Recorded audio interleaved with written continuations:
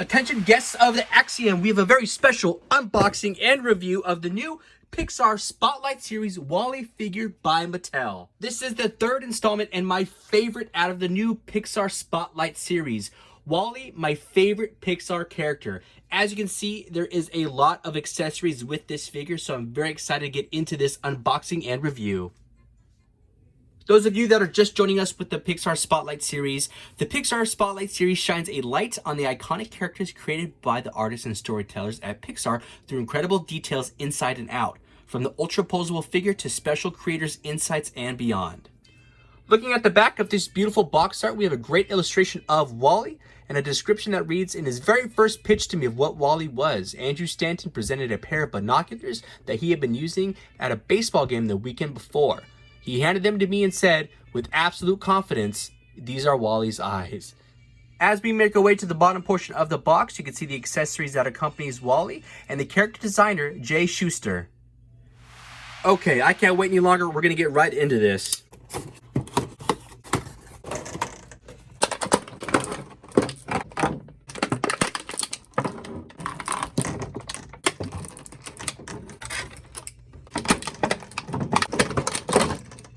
I'd like to say a very special thank you to the kind folks over at Mattel for sending us over this WALL-E figure. Super grateful about it. Very happy to open this up on the channel. Here he is out of the packaging, everyone's favorite little trash compactor, WALL-E. Here is a 360-degree look at WALL-E and all of the accessories he comes with. You can see the boots with the plant, his little ice chest, a cube of trash that has been compacted, a by and large fire extinguisher, the little roach friend, an interchangeable set of eyes, and then also it's like a cover for when he wants to hide in his little cube. Like our previous Spotlight Series figures, we have another card with an illustration. This has an early rendition of WALL-E from 2006 by Jay Schuster.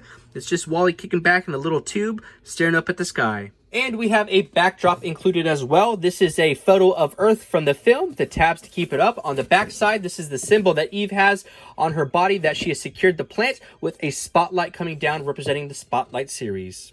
Let's take a nice 360-degree look at WALL-E and all of his paint applications. On the front, you can see his WALL-E symbol with some nice dirt and weathering. This has all been printed on. Looking at his left-hand side, you can see the tracks and all his little wheel mechanisms. These are all one sculpted piece. They don't freeform on their own. There's wheels at the bottom, so the tracks itself don't essentially move.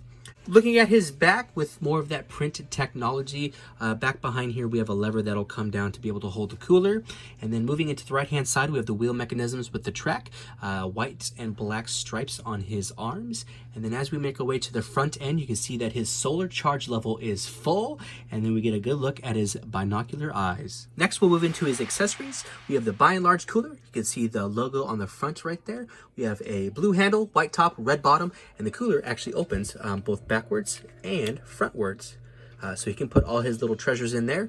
I would say the only thing really lacking with the cooler is going to be some weathering to make it look really dirty, but that's something that we can add later on with some black wash. Next up, we have a cube of waste, which WALL-E has compacted over the past 700 years, day after day after day. So it's really cool that they've added a little cube of waste. I don't think I've seen any previous WALL-E figure actually include a cube, let alone be able to open up and be able to compact it. Next up, we have one of my favorite accessories in this, aside from what's coming up next, and that is the by and large fire extinguisher. When I first saw WALL-E's sneak peeks with Kevin's reveal video on Mattel Creations, I hoped that he was going to come with the fire extinguisher. So very happy that he does. As you can see, we have the little logo on the front, by and large fire extinguisher, and then moving to the back, it also says by and large fire extinguisher and how to use it. And well, you know, you can't have a great WALL-E figure without the boot with the plant, the entire premise of the film. And it looks great. It's a great sculpt throughout. You can see the laces. This is a softer type of plastic, so it's not super hard or anything like that. It'll make it easy to fit inside of WALL-E and the cooler itself. And well, you know, they didn't stop there. They also included WALL-E's little cockroach friend. Great little sculpt on it. It is a softer type of plastic as well. Last but not least, they also included an extra set of eyes and a base plate as well. These set of eyes have like more of a concerned type of look. The neck on it is going to be a little bit shorter, so he's almost more sunken into his cube, kind of like when he was first attacked by Eve, and then the base plate will allow him to hide in there fully. Now, before we move on, I want y'all to see how great of a job they did on these eyes, making them look realistic. Now, if you look very carefully to the front of the lens, you can see they have a material there that looks almost glass-like. Behind that, it's all sculpted. None of it's just printed on there. It sculpts in front of a lens-looking glass. Taking a look at his articulation, starting with the head. At the base of the neck, we have a joint here that will allow it to rotate 360 degrees at the base. Right above that, we have a joint that will allow it to go forward and then also backwards.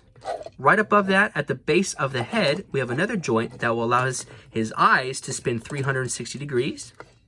His eyes also have the capabilities to move forward and backwards. So if I hold his neck, we can move his eyes forward, and then we can also move them backwards and allow him to look straight up or even in a more downward position.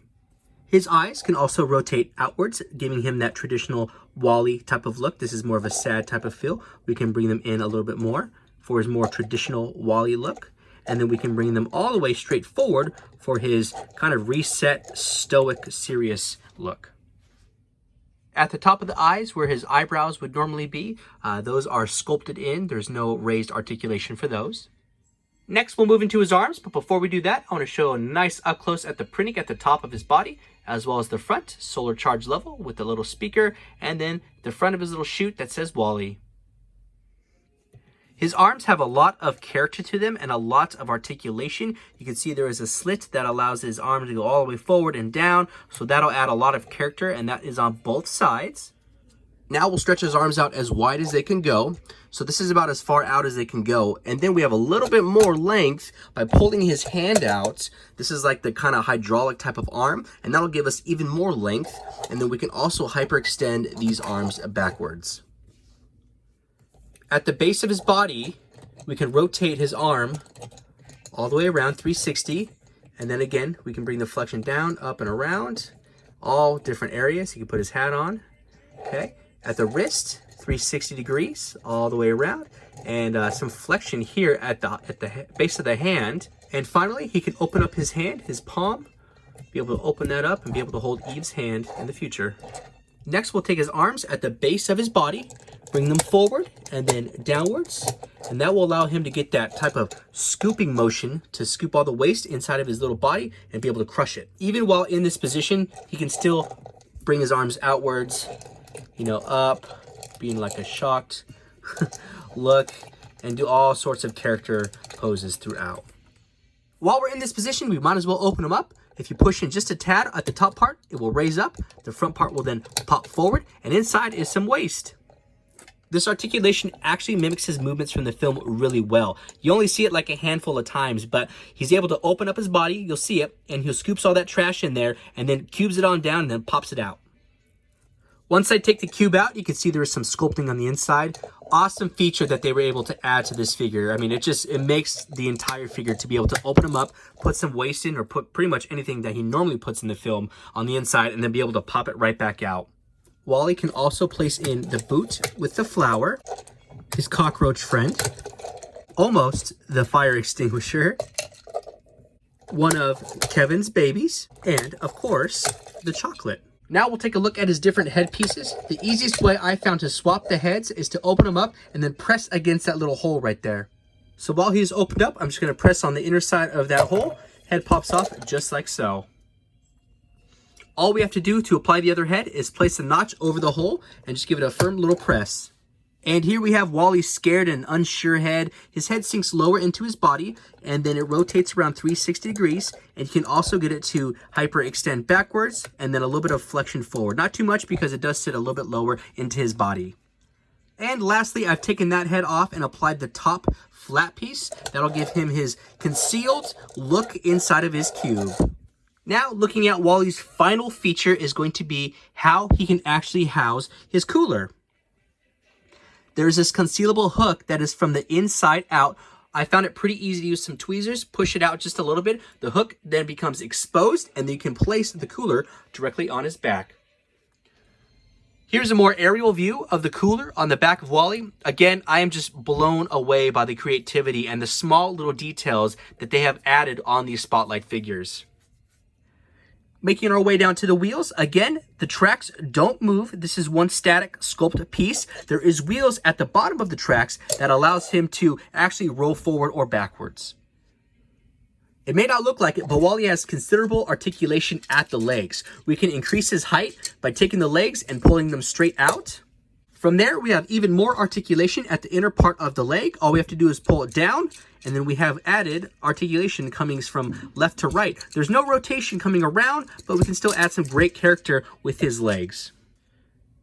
Before we move into size comparisons, I want to try to break Wally down as small as I can get him. So we'll take out both legs. Let's see, we can open him up, and I believe we can take both arms out. Okay, both arms are out. Let's pop off the head, just like so. Place the flat piece on, and then close him up, and now he is one small square. If you wanted to, you could apply just the head, take off the arms and both legs. And finally, you could leave just the head and the arms. Now we'll do some measurements and some height comparisons. So standing Wally at more of a natural, relaxed pose, it looks to be he is at about 3.5 inches. His arms completely stretched wide appear to be about 7 inches wide. Standing him as tall as I can naturally, he is at about 4.5 inches. Here we'll do some comparisons of some figures that we love. So a Star Wars Black Series 1/12 scale 6-inch Stormtrooper. Next up, a World of Halo 3.75-inch Master Chief. Taking those two figures out, we'll apply an Amber Collection 1/12 scale Velociraptor Blue, and we might as well add a Legacy Collection Rexy. Now, the only Wally figure that I have that I can compare this to is an old I'm a Thinking Toy figure. I believe this is a 3.75-inch scale Wally.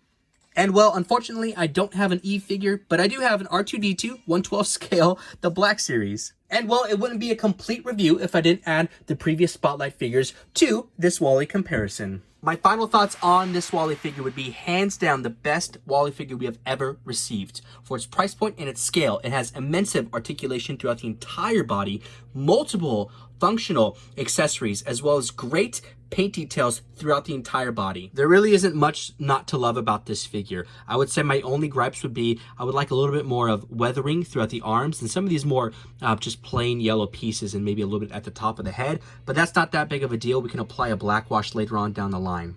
And finally, I would have probably liked some articulation here at the tops of the eyes. Those little metal areas that kind of represent his eyebrows. Not a big deal. It's just me kind of being nitpicky.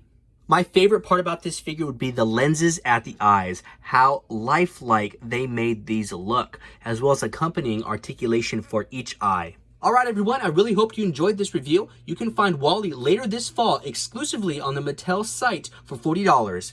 Be sure to check me out on Instagram. My name is Nostalgic Adam, all one word, where I do toy photography, toy videos, toy hunts, and all things toy related. Link in the description below, and I will see y'all in the next video.